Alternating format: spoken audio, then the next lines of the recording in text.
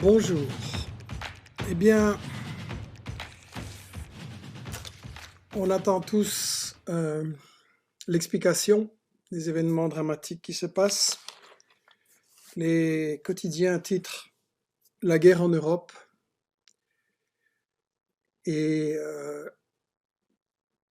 je crois qu'on doit d'abord penser que ce qui survient en Europe, malheureusement maintenant, le tiers-monde, les pays du Sud le connaissent constamment depuis longtemps. Et l'Europe, les États-Unis font la guerre à toute une série de pays et on en parle un peu ou pas du tout et on nous dit la vérité ou pas tellement. Et donc je crois qu'on doit placer ça dans une vision globale. À quoi sert la guerre? Que vaut notre info sur la guerre? Et que pouvons-nous faire en tant que citoyens pour un monde meilleur, c'est-à-dire un monde où la paix régnera?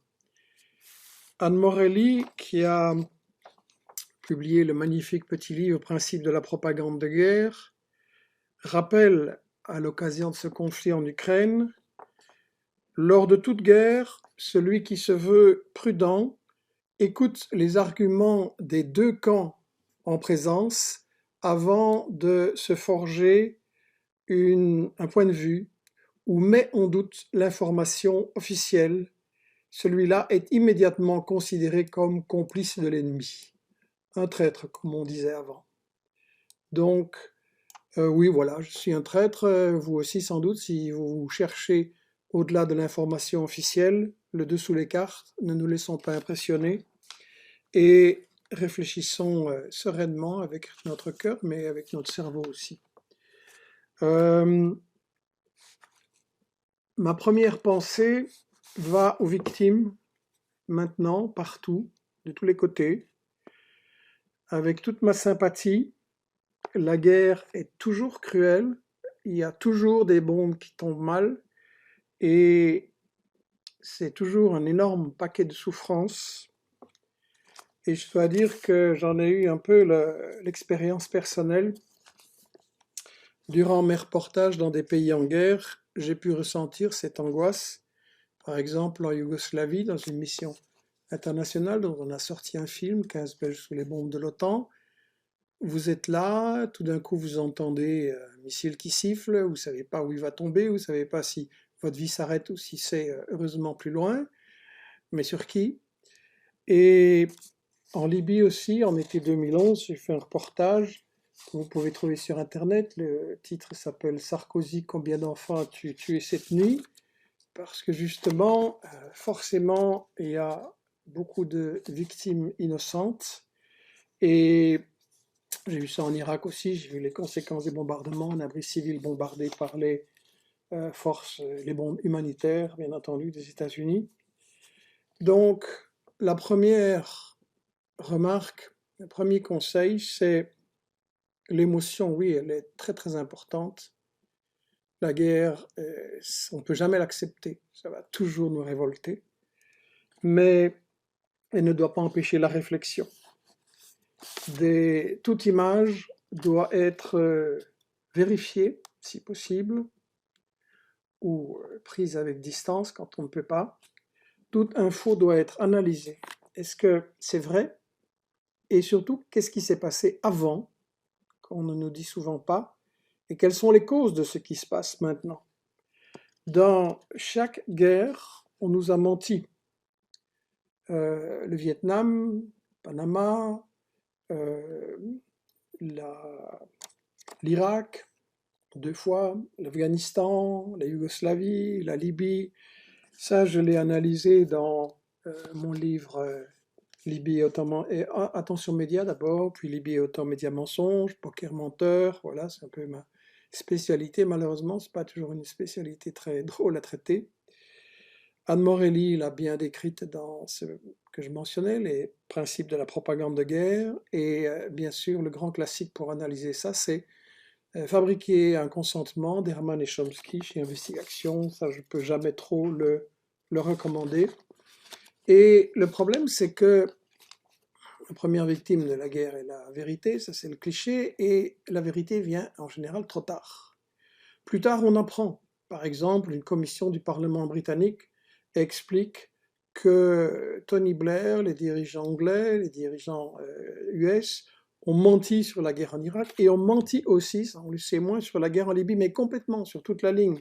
Mais on le sait trop tard, en attendant, les victimes sont tombées. Donc, c'est une première mise en garde et j'espère que la technique va bien fonctionner. Voilà, on me dit d'augmenter le son. Oui, ok, je vais parler plus fort et un peu plus près du micro. J'espère que la technique va bien fonctionner. Et je vais vous passer un petit extrait d'une interview, d'un entretien que j'ai fait il y a quelques années avec un ancien expert de la CIA. Ce n'est pas tous les jours qu'avec mon vécu, mes prises de position claires, je me trouve d'accord avec quelqu'un venant de la CIA. Et donc, je vous passe cette vidéo. C'est très très court et je crois que ça donnera à réfléchir. As we hear on television in official declarations, it's very simple.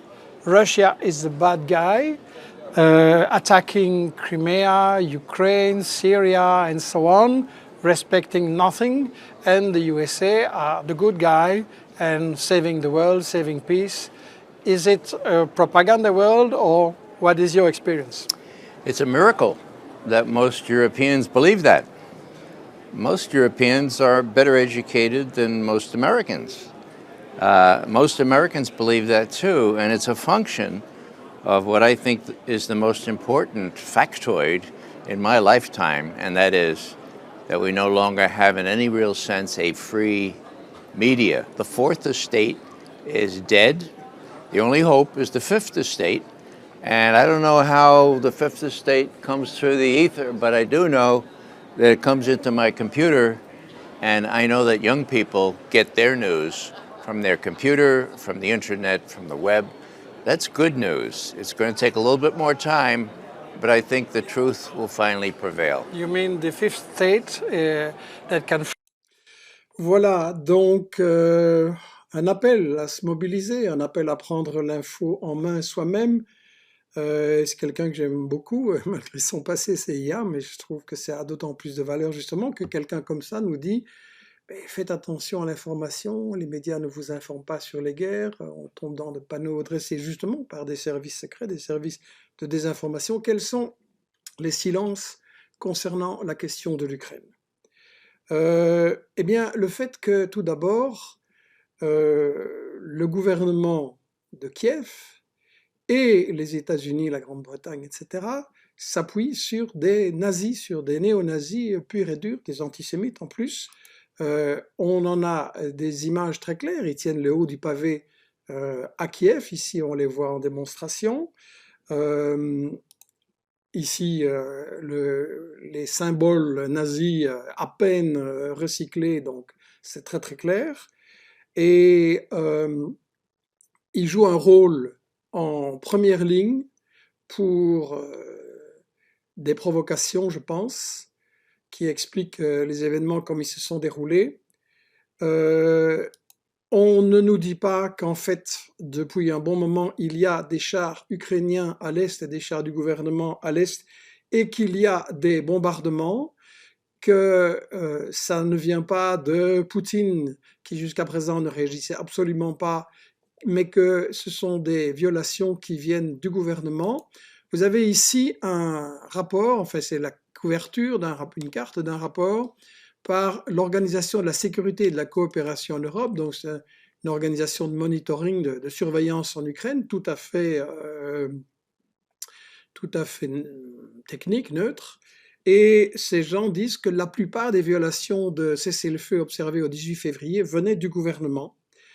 Il y a, et je vais vous montrer ça dans une petite vidéo très courte aussi, il y a un reporter US très courageux qui est allé là sur place et qui montre des écoles et des villages bombardés par le gouvernement. Et ça, c'est des images qu'on ne nous montre pas dans nos médias. Je vous le passe, c'est très très court. Il parle de façon difficile à suivre tellement il est bouleversé, mais voilà. And right now we are in the Kievsky district of Donetsk, the capital of the anti-Ukraine government, Donetsk People's Republic forces. And now, as you can see behind me, all these windows here are broken. That's because this school number 65 here was hit by Ukrainian shelling. The residents tell us it was a diversant group that fired on this location. This is a second school.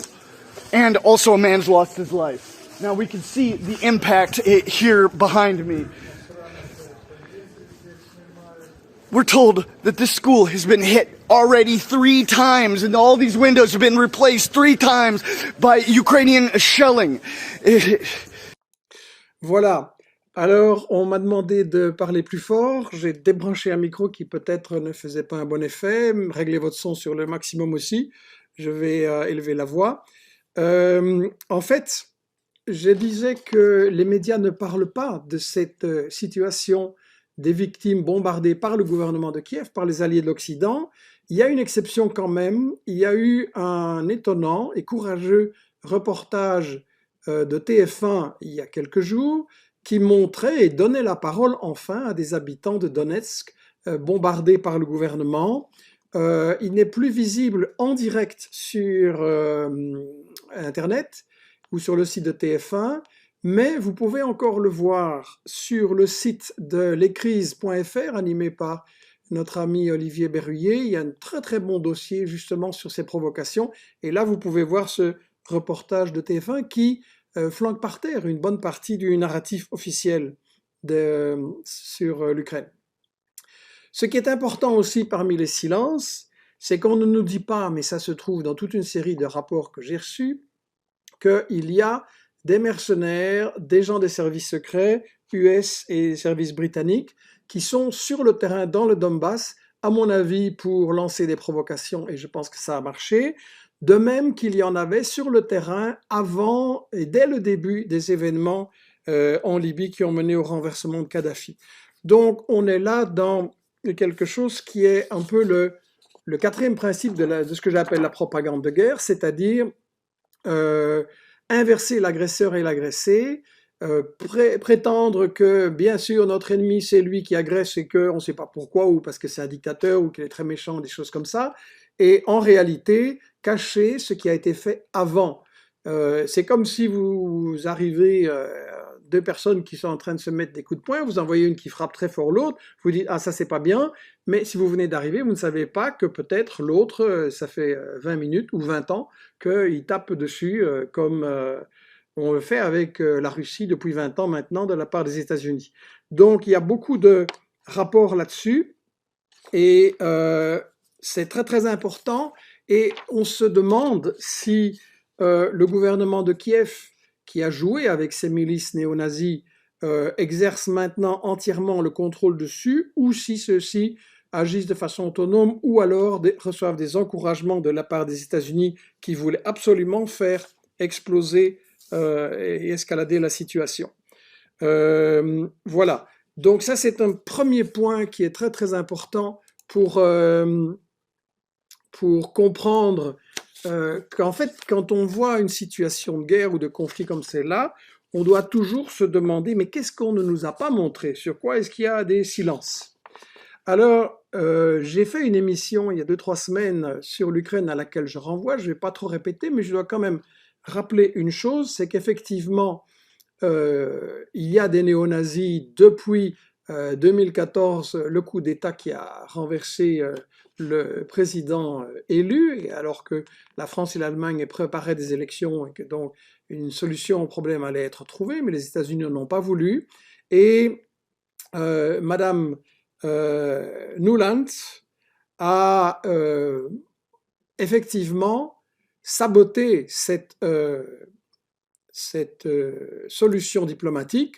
On la voit ici à Kiev avec l'ambassadeur des États-Unis à Kiev. Une conversation secrète a fuité entre eux où l'ambassadeur disait à Nuland, quand même, vous savez, les Européens ne sont pas très contents que nous employions des nazis et que nous empêchons l'application de l'accord de paix qui a été conclu. Et Madame Nuland, ça il faut quand même le répéter sans cesse, Madame Nuland a répété en croyant qu'on ne l'écoutait pas, fuck the EU, les Européens, je la baisse. Donc, on doit se poser beaucoup de questions là-dessus. Et je pense que, en fait, on devrait avoir une investigation, une enquête sur les événements de 2014. On nous a dit dans la version officielle, le président, la police officielle tire sur les manifestants et donc ça a servi d'argumentation, de justification pour le renverser. Or, il y a une autre thèse avec des arguments assez sérieux qui dit qu'en réalité, ce sont les agents des États-Unis, le futur régime, qui ont engagé des snipers pour tirer et sur la police et sur des manifestants. C'est un scénario qu'on avait déjà vu à Caracas, qu'on avait déjà vu en Lettonie précédemment. Et donc, c'est difficile pour moi de vous dire oui, ça c'est la vérité, ça c'est faux. Je viens de recevoir tout récemment une étude canadienne à l'université d'Ottawa, le massacre des snipers sur Maïdan, et ils disent qu'en ayant analysé une série de vidéos, toutes les vidéos disponibles, et en synchronisant le son des tirs et les images des gens qui tombent, etc., la thèse du gouvernement actuel s'effondre et que c'était bien ce qu'on appelle en anglais false flag, un attentat sous faux drapeau. Alors moi, et d'ailleurs ils disent que deux leaders du mouvement d'extrême droite, le parti fasciste Svoboda, ont déclaré qu'un représentant d'un gouvernement occidental qu'ils n'ont pas nommé leur avait dit quelques semaines avant le massacre de Maïdan que les gouvernements occidentaux allaient certainement se retourner et renverser le gouvernement de Yanukovych si le nombre des victimes parmi les manifestants atteignait 100 personnes. On a déjà eu ce genre de choses dans d'autres pays, et donc voilà, moi je ne peux pas vous dire cette étude-là, je viens à peine de la recevoir, elle est assez copieuse. Je signale que si des amis canadiens ou autres, je sais qu'on les écoute aussi là-bas, nous peuvent lire cette étude et nous dire si c'est sérieux et aider à lancer une vraie enquête sur ces événements historiques, eh bien ce sera très précieux de nous aider parce que voilà, il y a trop de travail, il n'y a pas le temps et donc j'ai vraiment besoin nous avons avec Investigation besoin de coups de main. L'idée que les Occidentaux utilisent des fascistes pour leur sale coup, c'est pas nouveau. Ça s'est déjà passé en Yougoslavie avec l'utilisation du fasciste croate Franjo Tuđman, du fasciste dit musulman, mais ça n'a rien à voir avec la religion, Izetbegović, qui avait été, dans sa jeunesse, qui avait travaillé avec Hitler, et Tuđman était un antisémite, Izetbegović était un raciste profond, et il avait collaboré avec Al-Qaïda. Les États-Unis, je veux dire, ont collaboré avec Al-Qaïda. Donc, il y a un vrai problème. Poutine parle de dénazification de l'Ukraine. Il y a un vrai problème. On ne prend pas au sérieux la question du nazisme. Je rappelle que l'Union soviétique a porté le poids de cette tragédie, qu'elle a subi entre 23 et 30 millions de victimes selon les calculs, que c'est elle qui a vaincu le nazisme, et donc dans toute la population là, ça reste un héritage psychologique culturel très important. C'est eux qui ont vaincu le nazisme pendant que les États-Unis attendaient tranquillement à la maison pour tirer les marrons du feu et intervenir au dernier moment. Donc je crois qu'on doit prendre très au sérieux cette question de l'utilisation des nazis par les gouvernements dits démocratiques. J'ai donc titré sur la guerre du gaz et c'est un deuxième aspect que je veux absolument développer parce qu'on n'en parle pas et il est très très important. Lorsque j'ai préparé cette émission, qui au départ était prévue pour analyser la question du gaz entièrement dans le monde, et me disant comme toujours que on ne doit pas croire les grandes puissances occidentales quand elles nous disent qu'elles sont là pour défendre une noble cause. Non, on doit toujours chercher les intérêts qui sont derrière. Et donc, l'histoire du gaz, c'est fondamental. Et j'en ai discuté avec mon ami Bruno Zreski, que je salue et à qui je souhaite un bon rétablissement pour ses problèmes de santé actuels. Et je lui ai dit, est-ce que tu connais des gens qui sont des spécialistes du gaz et qui peuvent un peu éclairer cette histoire de l'approvisionnement par la Russie, de l'Allemagne, de l'Europe? Est-ce que vraiment les États-Unis veulent saboter ça et pourquoi? Et qu'est-ce qu'il en est de la production et de la vente du gaz aujourd'hui dans le monde? Je crois qu'on doit vraiment consulter les experts sur les questions comme celle-là, parce que j'ai appris des choses très intéressantes dans cette consultation. D'abord, l'expert en question voulait rester anonyme parce qu'il a dit tous les consultants, tous les spécialistes du gaz savent ce que je dis, mais ça ne peut pas être rendu officiel. Les décideurs politiques le savent aussi, mais on ne peut pas le dire au public. Alors pourquoi? Mais Bruno me disait, ben en fait, l'information est diffusée parce que ce que les États-Unis, qui sont en déclin, contrôlent quand même encore relativement bien dans le monde, c'est justement les services secrets, les services de désinformation, les médias, les agents d'influence, les élites culturelles et politiques, le dollar aussi bien entendu.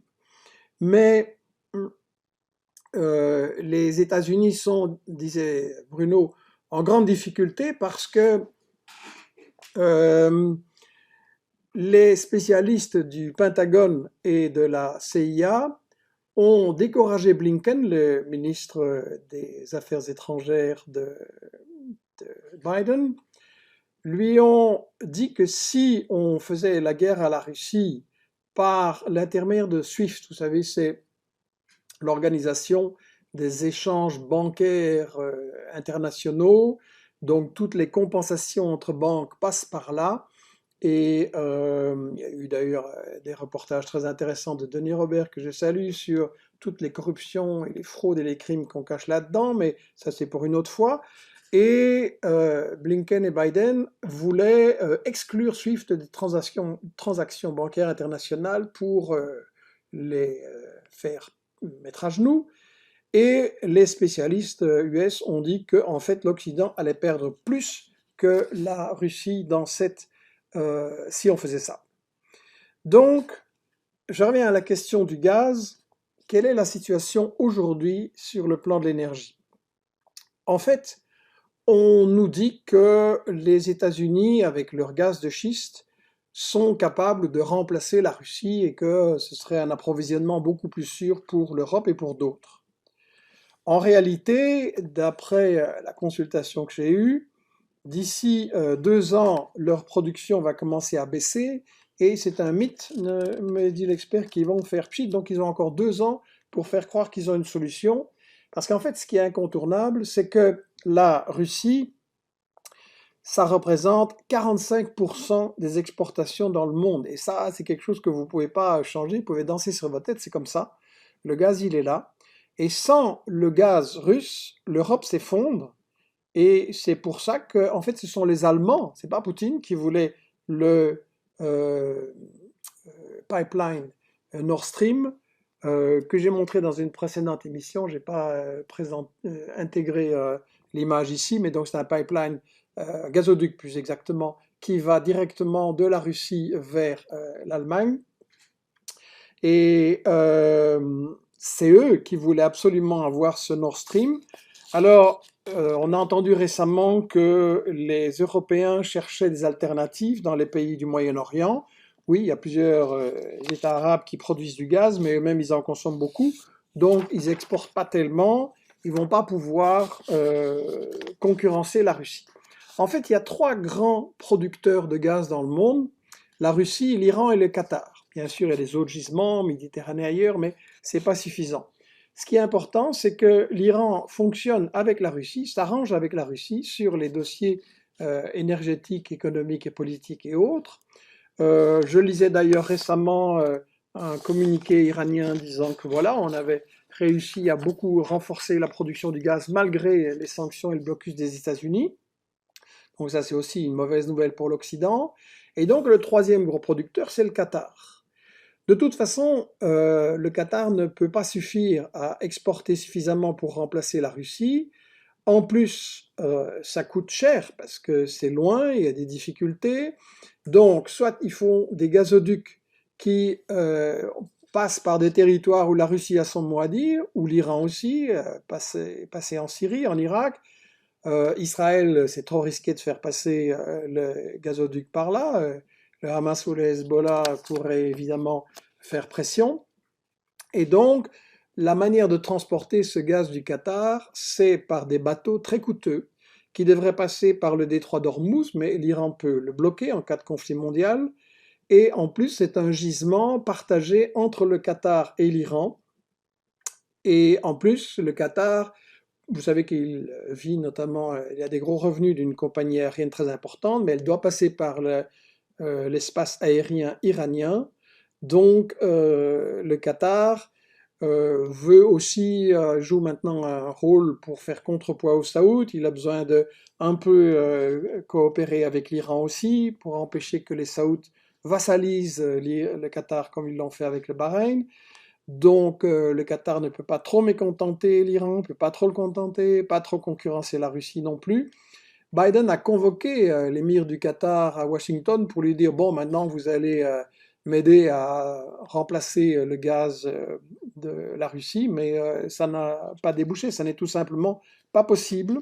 Et donc, pour l'Europe, c'est un enjeu économique très très important parce que la Russie, on va y revenir, est le partenaire économique normal de l'Europe et de l'Allemagne, et encore plus avec les routes de la soie pour le commerce via les routes de la soie, le commerce vers l'Europe, qui doit passer fatalement par le territoire russe. Donc, l'Allemagne est complètement dépendante par rapport à ça. La France a un peu plus d'autonomie par rapport, grâce au gaz algérien ou grâce à l'énergie atomique. Donc, ça explique les crimes au Mali et au Niger et en Afrique en général, dont on a parlé dans un autre Michel Midi. Donc, en fait, les États-Unis sont très énervés aujourd'hui parce qu'ils sont en train de perdre un par un tout leur levier de contrôle sur les pays européens.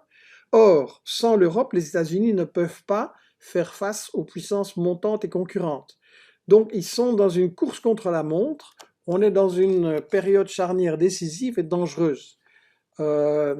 Est-ce qu'ils vont accepter, comme je le disais dans la précédente émission Ukraine, qu'ils sont une puissance en déclin et que maintenant ils doivent tout simplement accepter que le monde est multipolaire, et qu'ils ne sont plus les maîtres du monde, ou est-ce qu'ils vont justement tenter des actes désespérés pour maintenir leur domination? C'est un point que je discutais beaucoup ces derniers temps avec Bruno.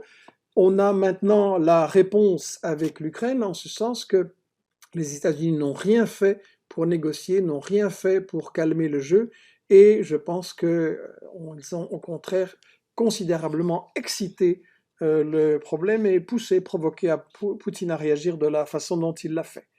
Donc voilà, c'est le problème du déclin des États-Unis. L'Europe est en déclin aussi, c'est pas une puissance économique fondamentale, elle n'a pas de matières premières, à part l'Allemagne, elle ne produit plus tellement sur son sol. Et donc, ni la Russie, ni la Chine, ni l'Iran, ni même l'Afrique n'ont besoin économiquement de l'Europe. Et donc, on est dans le rapport de force mondial qui est en train de changer. Alors, il y a évidemment beaucoup de bluff sur cette question du gaz. Ursula von der Leyen a prétendu que maintenant j'ai trouvé des alternatives, nous sommes plutôt du côté de la sécurité. C'est du blabla parce que Patrick Pouyanné, le PDG de Total Energy, la société française pétrolière et gazière, venait d'affirmer que l'Union européenne n'avait aucune alternative au gaz russe et que maintenir un dialogue avec les fournisseurs russes serait essentiel à la survie de l'Europe. Voilà. Une petite remarque écolo aussi. On nous dit, et notamment dans les partis verts qui soutiennent les États-Unis, on nous dit que le gaz du Qatar serait une alternative.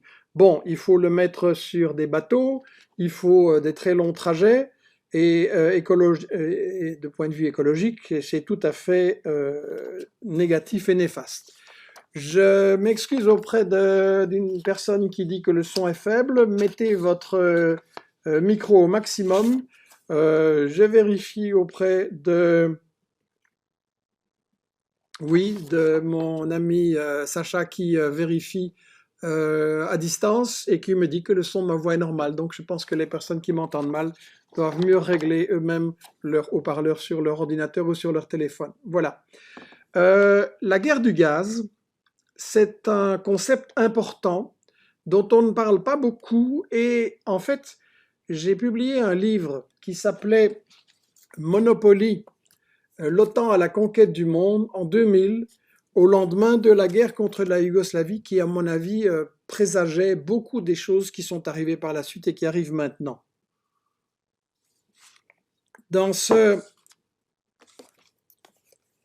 livre, j'avais avancé l'explication que les routes du pétrole et du gaz étaient un enjeu stratégique fondamental, qu'auparavant on se battait pour contrôler des pays directement, et bien entendu les pays pétroliers ou gaziers ou les ressources minérales, je pense au Congo, mais que maintenant, en fait, les routes du pétrole et du gaz sont encore plus importantes que de contrôler les gisements eux-mêmes.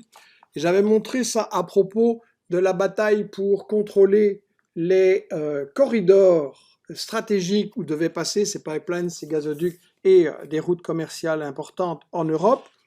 Et j'avais montré qu'effectivement, c'était donc écrit en 99, publié en janvier 2000, j'avais indiqué qu'effectivement, là où passaient les routes du pétrole et du gaz, on allait avoir des explosions, des guerres, des coups d'État. Et ça s'est confirmé. Je vous montre ici la carte qui montre l'Afghanistan.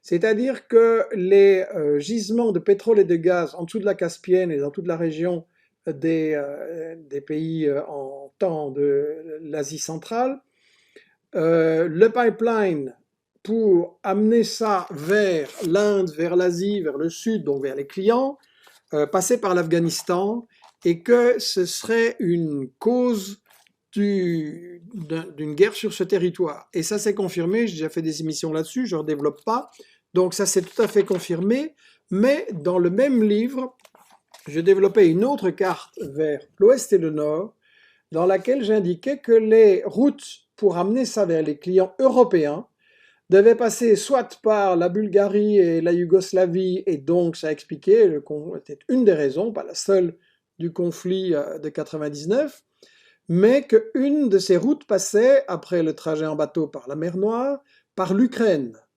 Et donc j'avais dans ce livre indiqué que l'Ukraine était effectivement une des prochaines cibles, et que la bataille du gaz, comme je l'avais intitulé, page 127, la bataille du gaz sera tout aussi féroce. Donc quand on analyse les intérêts, quand on analyse les ressources énergétiques et minières et qu'on n'écoute pas les blablas mais on se centre sur les intérêts économiques et stratégiques, on pouvait comprendre tout ceci. J'ai expliqué à ce moment-là qu'on prévoyait un développement énorme de la consommation mondiale de gaz, 80% de plus qu'à l'époque, et que voilà, du gaz devient plus compétitif comparé à d'autres énergies, plus écologiques, oui, bon, à moitié, et que justement la Russie détient des grandes réserves fondamentales mondiales et que l'Occident voulait contrer cette situation. Dans le même livre, j'avais analysé la question de l'Ukraine en indiquant que d'une part, Zbigniew Brzezinski soulignait le rôle central de l'Ukraine. Sans l'Ukraine, la Russie cesse d'être un empire en Eurasie. L'Ukraine constitue l'enjeu essentiel. Je vais y revenir dans un instant. Que George Soros, le célèbre soi-disant philanthrope, et en réalité la CIA a privatisé les États-Unis, avait déclaré en 1995 déjà: actuellement, je suis surtout engagé en Ukraine. C'est là que ma contribution peut être la plus efficace. George Soros est quelqu'un qui finance énormément des projets alternatifs pro-occidentaux un peu partout dans les pays du Sud et les pays de l'Est, en fait, d'une part pour acheter, corrompre les nouvelles élites, faire en sorte qu'elles soient pro-États-Unis, et aussi développer son business dans ces pays-là. Donc, en fait, cette guerre contre la Yougoslavie était vraiment le présage de ce qui se préparait au niveau des États-Unis et de l'OTAN pour la recolonisation du monde, la recolonisation des territoires perdus. Et d'ailleurs, il faut bien voir quel est le rôle de l'OTAN. Et pour ça, il n'y a rien de tel que d'écouter les responsables, les experts de l'OTAN eux-mêmes, tout simplement, ce qui malheureusement n'est pas fait dans nos médias, mais ce qui est un petit peu ma démarche systématique. Il faut toujours aller étudier son adversaire, étudier ce que dit l'ennemi, et c'est d'autant plus faisable qu'aux États-Unis, ces textes sont totalement publics, on peut les consulter, c'est absolument pas secret, il n'y a pas besoin d'aller faire les poubelles, tout est là maintenant sur Internet, et notamment Stephen Blank disait, cité dans Monopoly, on n'a plus besoin de l'OTAN, évidemment, puisque l'Union soviétique n'existe plus, puisque le pacte de Varsovie n'existe plus, plus personne ne pense que l'Union soviétique va envahir l'Europe. Et donc, la fonction, disait Stephen Blank, principale de l'OTAN, sera d'être le véhicule de l'intégration de régions toujours plus nombreuses dans la communauté occidentale économique de sécurité politique et culturelle. Donc, l'OTAN, ça sert à intégrer les pays qui ne veulent pas dans la zone de domination économique des États-Unis. C'est ça le message, c'est ça le rôle de l'OTAN. Je rappelle que dans cette guerre contre la Yougoslavie, à laquelle ce livre était consacré, les États-Unis ont bombardé, par erreur bien entendu, l'ambassade de Chine. Il leur manquait une carte pour savoir où se trouvait exactement l'ambassade de Chine. Donc c'est par erreur que le missile est tombé dessus et a tué d'ailleurs trois personnes en 99. J'ai été voir ça sur place, j'ai été voir les lieux. On doit revenir à Zbigniew Brzezinski que j'ai mentionné.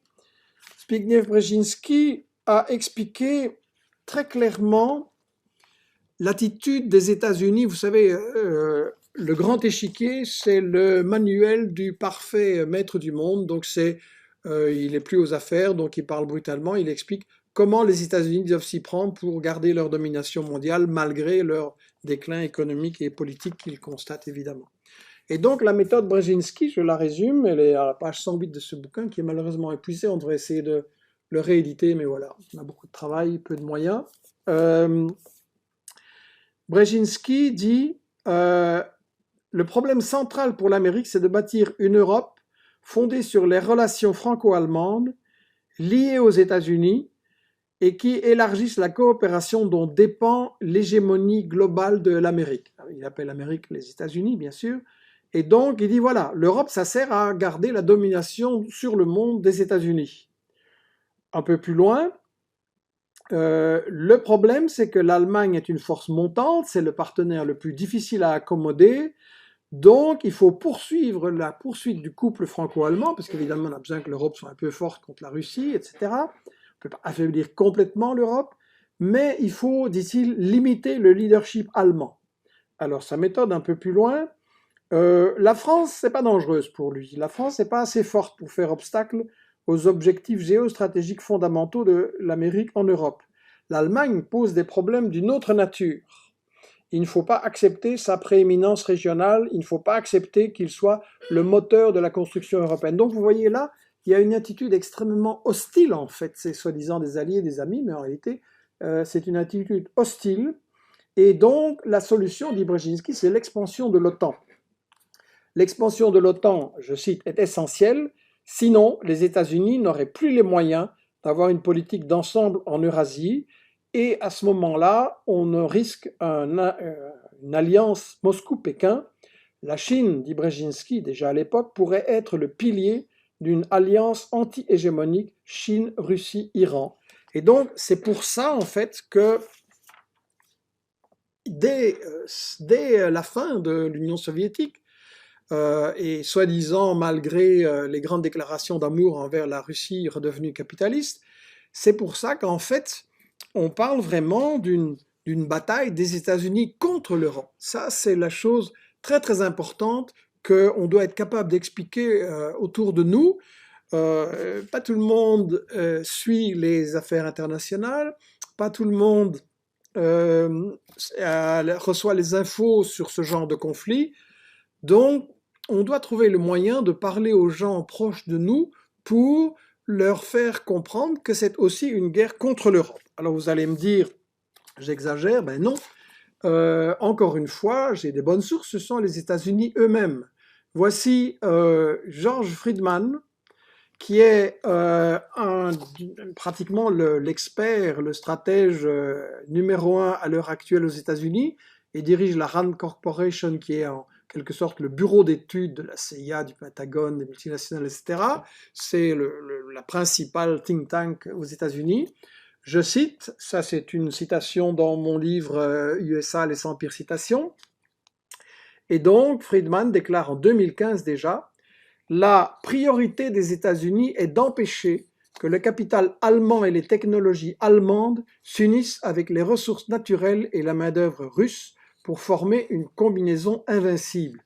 Donc, pas d'alliance entre le capitalisme allemand et la Russie, soit comme marché, soit comme fournisseur de gaz.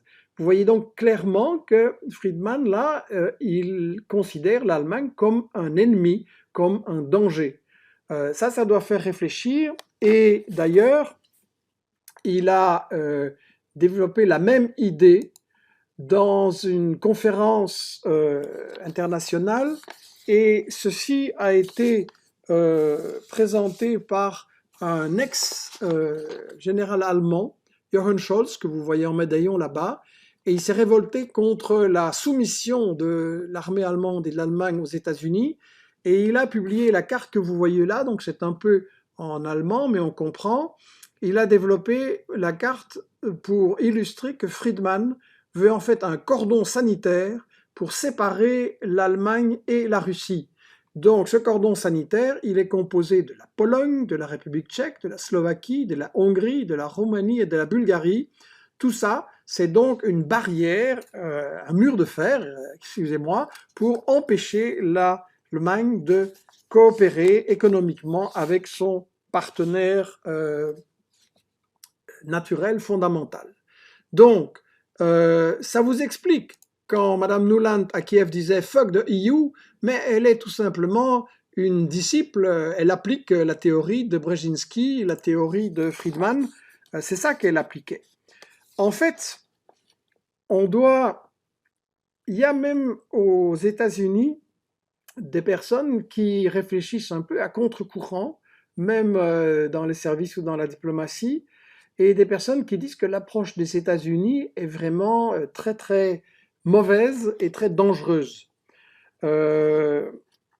Et j'ai trouvé dans ce rapport de Scholz que je montrais à l'instant, pas le Premier ministre, l'autre, j'ai trouvé qu'il disait, voilà, les promesses que l'OTAN avait faites, les promesses que les États-Unis avaient faites. Vous savez, j'avais expliqué ça dans l'émission précédente, mais je résume.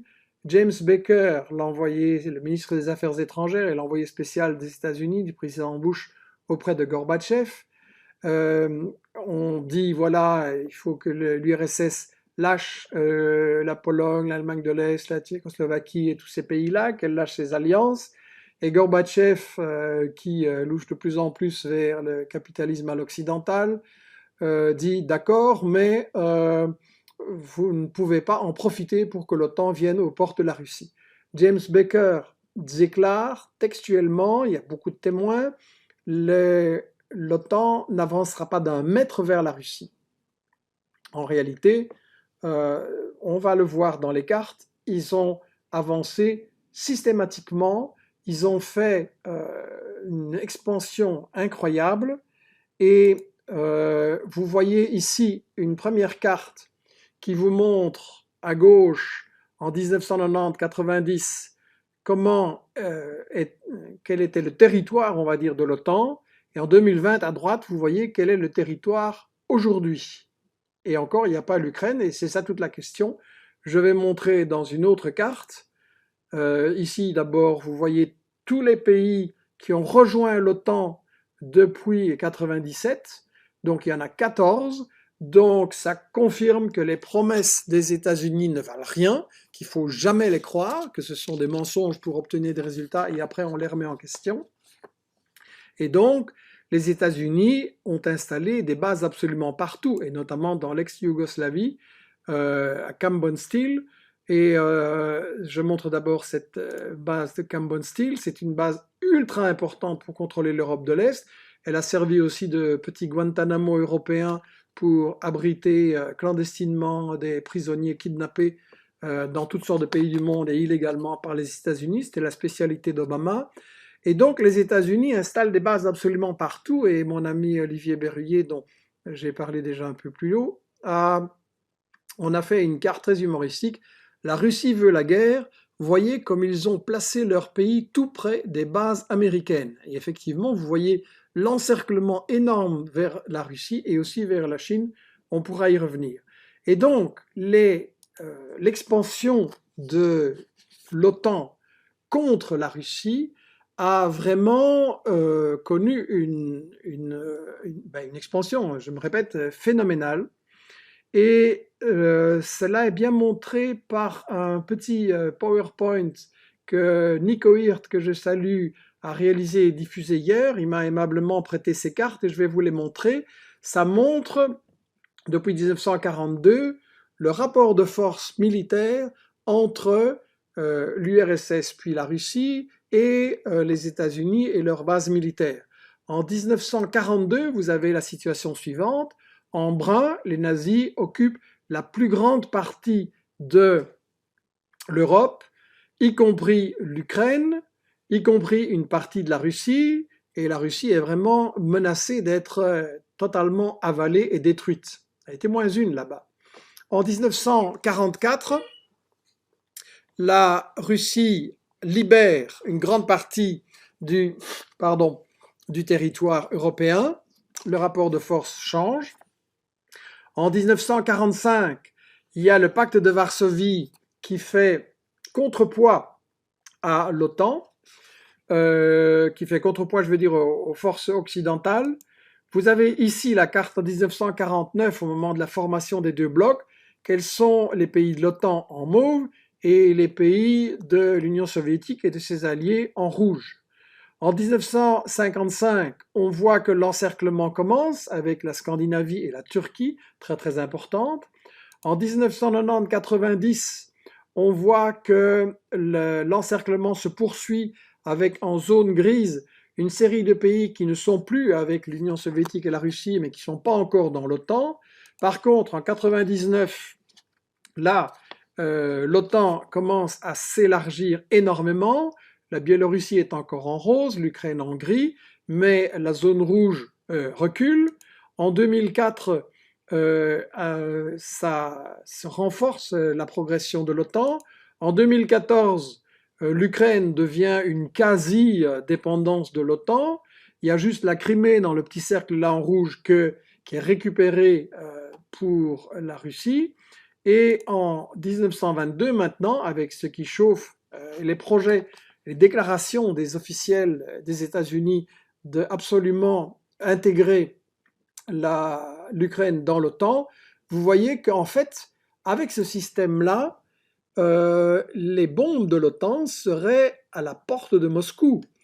Donc on nous dit c'est le progrès, c'est moderne et les gens le veulent. C'est pas vrai. Je pense pas que les Ukrainiens ils veulent être un champ de bataille d'une possible guerre nucléaire, d'une possible guerre des missiles. Et donc ce qu'il faut voir, c'est que justement, c'est pas du tout l'intérêt de la paix d'avoir ces bases militaires US absolument partout. Vous savez qu'il y a 800 bases militaires US dans le monde officiellement. Il y en a des clandestines aussi, on est proche du millier. Ça n'est pas du tout un facteur de paix, c'est un facteur de risque et de danger. Si on mettait des bases militaires russes, je ne sais pas moi, si la France était encerclée par des bases militaires qui seraient à Amsterdam, à Berlin, à Milan et à Barcelone, est-ce que trouverait ça drôle? Non, évidemment. Donc, on doit voir que les États-Unis ont absolument provoqué la situation en voulant réduire totalement la Russie à rien du tout. Alors, je parlais de Scholz, J'ai parlé des documents qu'il a révélés. Donc c'est un militaire, un gradé allemand, rebelle. Il a publié une série de documents pour faire réfléchir ses collègues, pour faire réfléchir l'opinion publique allemande. Et notamment, il a dévoilé quelque chose qui n'est absolument pas dans les médias occidentaux. Mais pourquoi? C'est que en mars 2021, le Conseil de sécurité nationale de l'Ukraine a présenté des plans au gouvernement et au président pour, je cite, une stratégie d'évacuation et de réintégration des territoires temporairement occupés de la République autonome de Crimée et de la ville de Sébastopol. Donc ça, c'était dans la dernière petite carte là-bas. En fait, dans la situation actuelle, je pense que les provocations venaient principalement, comme on l'a dit précédemment, du gouvernement de Kiev et des groupes néo-nazis, à mon avis poussés par les États-Unis. Et donc, Scholz, le militaire allemand, disait il faut que les généraux allemands ont fait faillite. Dans son rapport, il dit ces élites fonctionnelles, nos politiciens, nos savants, des think tanks, quand vont-ils comprendre que les intérêts allemands et européens doivent être dirigés vers une orientation pacifique du continent eurasien au lieu de se soumettre, de se capituler devant les intérêts anglo-américains qui veulent justement empêcher l'autonomie de l'Europe. D'ailleurs, il y a un phénomène intéressant qui n'a pas non plus été dans nos médias, c'est que le vice-amiral Schönbach, le chef de la marine allemande, a démissionné après avoir déclaré qu'en fait la Russie cherchait simplement à obtenir le respect de ses préoccupations en matière de sécurité en Europe. Et que d'ailleurs, ce qu'on a constaté, que j'avais relevé dans l'émission précédente, c'est que les entreprises allemandes ont longtemps refusé les pressions exercées par Washington pour imposer des sanctions à leurs partenaires commerciaux. Et tout récemment, les affaires étrangères des États-Unis ont pris des mesures, mais vraiment ahurissantes, en dictant à l'Allemagne qu'elle devait fermer le gazoduc Nord Stream qui la relie à la Russie. C'est pourtant un projet qui n'a rien à voir avec les États-Unis. Et Ned Price, le porte-parole du département américain, a dit il faut arrêter Nord Stream 2 et c'est vraiment l'ingérence, c'est les maîtres du monde qui décident à la place de tout le monde. Donc, j'ai parlé de George Friedman et de son aveu qu'effectivement la politique des États-Unis est contre l'Allemagne. La question à se poser est pourquoi est-ce que sous ces citations, ces déclarations de responsables des États-Unis que je viens de citer, ne sont jamais dans nos médias pour nous faire comprendre la situation. Pourquoi ils relaient uniquement les déclarations officielles, les communiqués de presse, les déclarations officielles à la télé, etc., et jamais la pensée réelle des dirigeants des États-Unis. En voici encore une dernière pour la route, qui est importante. C'est une étude de la RAND qui donne les objectifs des États-Unis en Europe et en Ukraine. La RAND, je n'ai parlé avec Friedman, c'est le think tank, le bureau d'études, déclare « Nous examinons une série de mesures non violentes qui pourraient exploiter les vulnérabilités et les anxiétés de la Russie.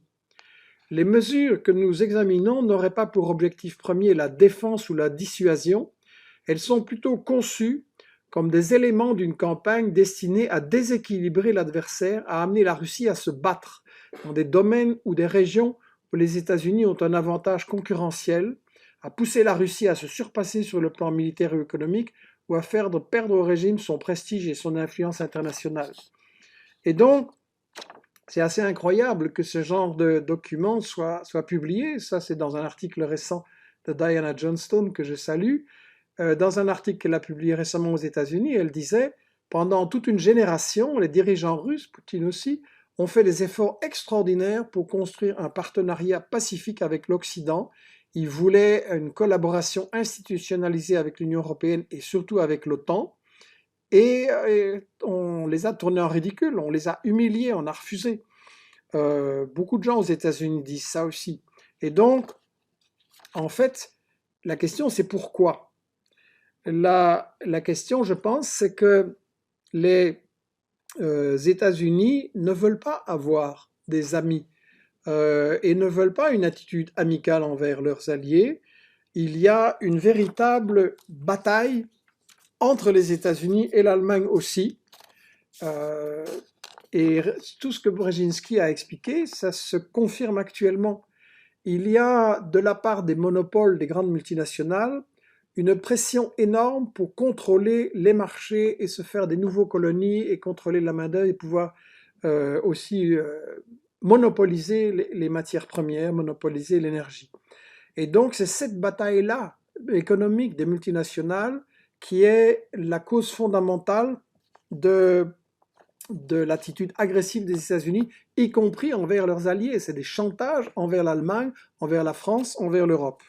Et en fait, la raison, c'est que, comme je le disais il y a un instant, les États-Unis sont dans une crise profonde et c'est ça qui les oblige à augmenter leurs efforts pour dominer l'Europe, pour dominer l'économie allemande et l'annexer.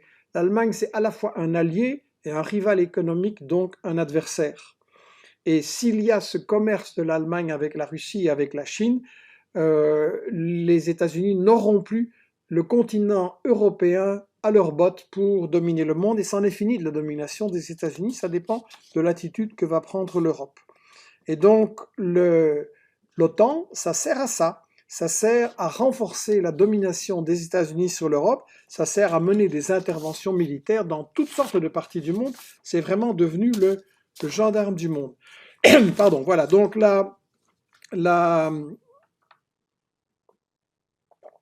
domination des États-Unis, c'est clairement l'explication, la volonté de rester les maîtres du monde, c'est clairement l'explication de tout ce qui se passe maintenant. Et rien ne vaut une bonne guerre pour détourner l'attention aussi des énormes problèmes. On a un petit problème ici de caméra qui ne bouge plus. C'est déjà arrivé quand c'est un peu trop long, à mon avis. On va terminer l'émission en radio, comme j'ai un peu dépassé ma limite. J'ai encore 2-3 choses à vous dire. C'est presque fini. On va je vais vous signaler qu'il y a un très bon film aux États-Unis, je pense qu'on peut le voir sur l'internet, qui s'appelle Wag the Dog, qui montre effectivement comment on provoque une guerre aussi pour faire passer à la population le besoin de se révolter sur les enjeux économiques et sociaux. Actuellement, vous avez des fortunes monstrueuses qui se développent aux États-Unis. Biden n'a pas tenu sa promesse d'augmenter le salaire minimum, et donc on se retrouve avec un grand risque de révolte et rien de tel qu'une bonne guerre pour détourner l'attention. Voilà. La Chine est à l'arrière-plan de ce grand danger pour les États-Unis parce qu'on a une alliance, un bloc qui s'est formé entre Moscou et Pékin, et la Chine est en train de se renforcer énormément sur le plan économique, et ça, il faut toujours revenir à ce paramètre-là. C'est que je recevais récemment un rapport d'un économiste de l'Académie chinoise des sciences sociales, et il montre que la consommation chinoise en 2021 a augmenté de 12% par rapport à 2020 et de 7% par rapport à 2019, malgré la fermeture de certaines entreprises dues au Covid, et que la contribution de la consommation intérieure au PIB, donc la production globale de la Chine, est de 65%.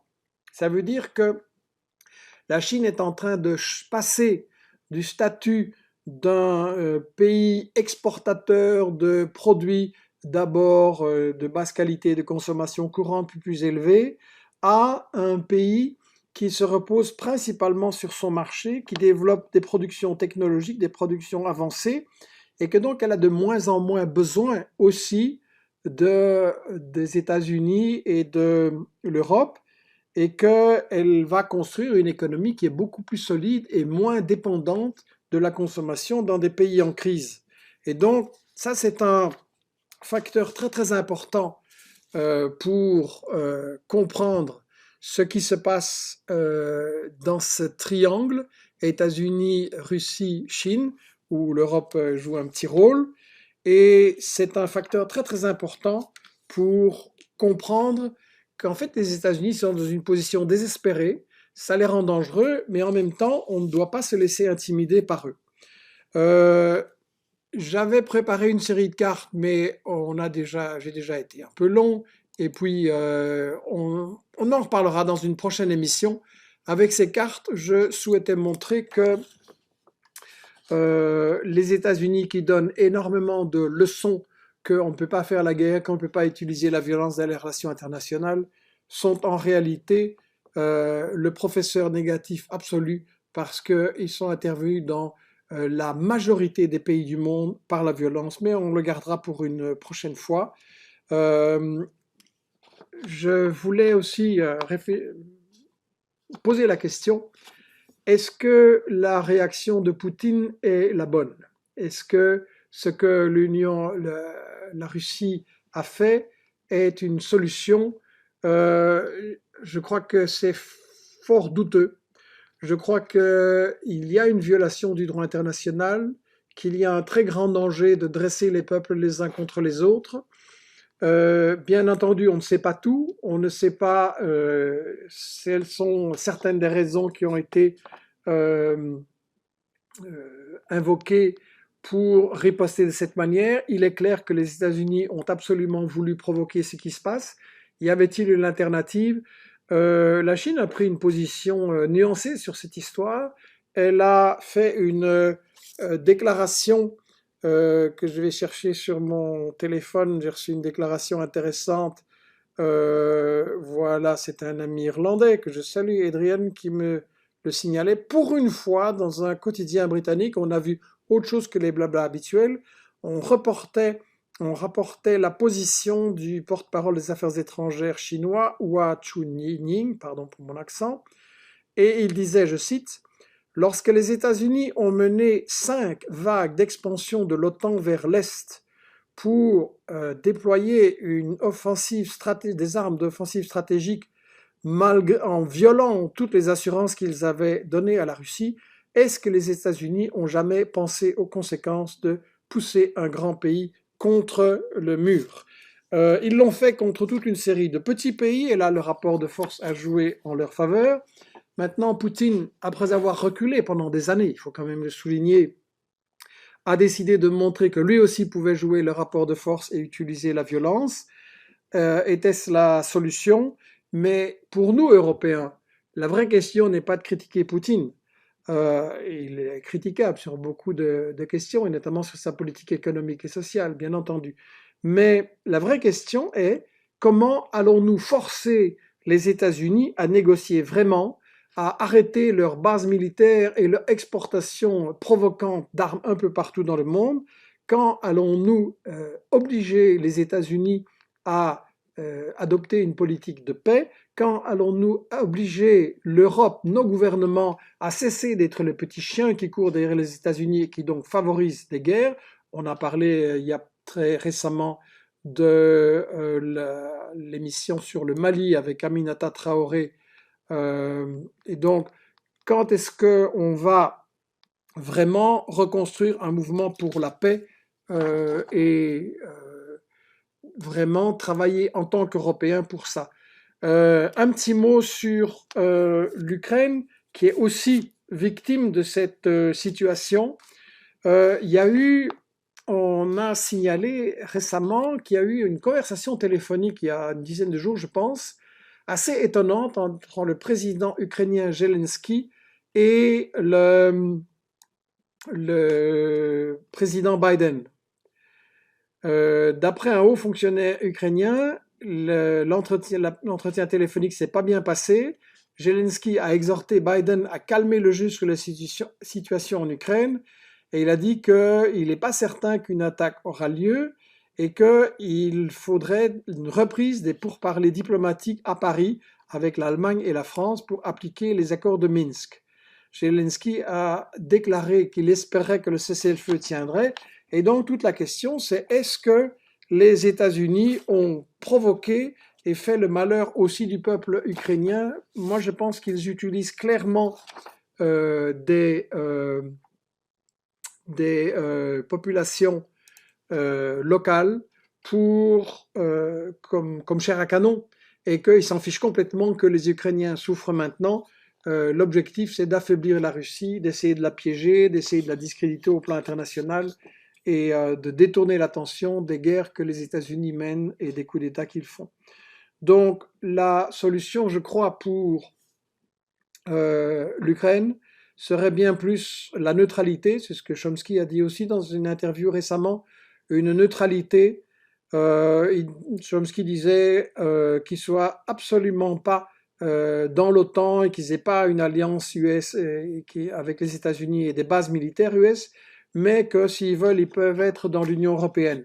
Est-ce que l'Union européenne est vraiment la panacée pour les peuples de l'Est et pour l'Ukraine? J'ai de grands doutes là-dessus, mais je crois que la solution est effectivement que l'Ukraine serait un carrefour entre l'Est et l'Ouest, avec des relations économiques avec l'Europe et avec la Russie, un carrefour, un pont, et que c'est ça le véritable intérêt de l'Ukraine et de tous les peuples du monde. Voilà. Tout en m'excusant d'avoir l'image figée pour des raisons techniques, je vais d'une part vous annoncer la prochaine émission de Michel Midi. Ce sera la guerre hybride avec Gabriel Galis, directeur d'une institution d'études pour la paix en Suisse. Et la guerre hybride, c'est quoi, vous allez dire?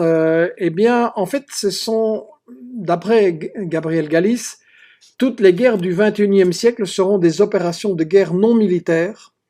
Il y a toujours des opérations militaires, bien sûr, elles disparaissent pas, mais elles sont enrichies, préparées par de multiples procédés et procédures. Une guerre en cache une autre, l'allié recèle un adversaire redoutable, l'ennemi déclaré est aussi un allié occulte, et il analyse le concept de guerre hybride avec toutes sortes de technologies modernes dans les conflits de Ukraine, d'Iran, de Syrie, de Yémen aussi, etc. Ça va être assez passionnant, ce sera le 8 mars, toujours sur Investigation.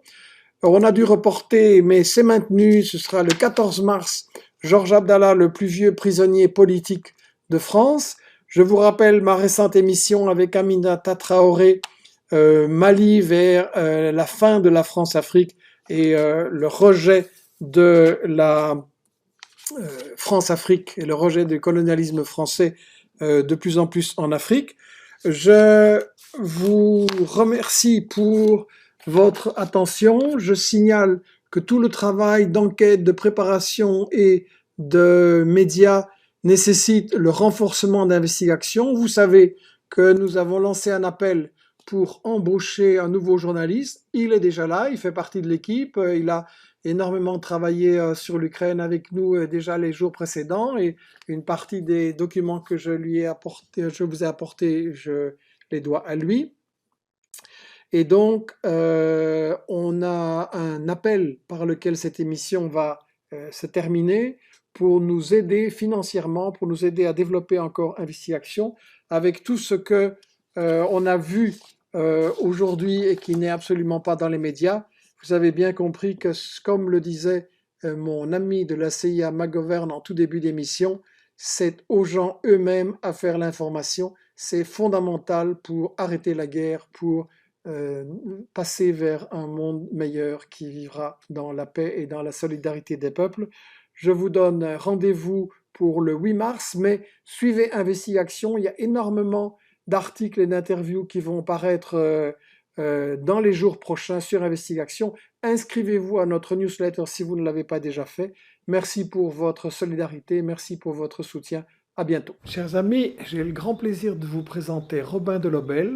Comme vous le savez, Investigation a décidé de renforcer son travail journalistique, son site, Et nous avons reçu plusieurs candidatures. Le choix n'était pas facile, mais Robin a vraiment des qualités importantes. Il a une expérience de journaliste, il a travaillé sur la dette, il a géré un site, il a un réseau formidable de contacts en Amérique latine, en Afrique, qui sont au cœur du travail d'investigation. Donc c'était vraiment le bon choix. Merci Michel.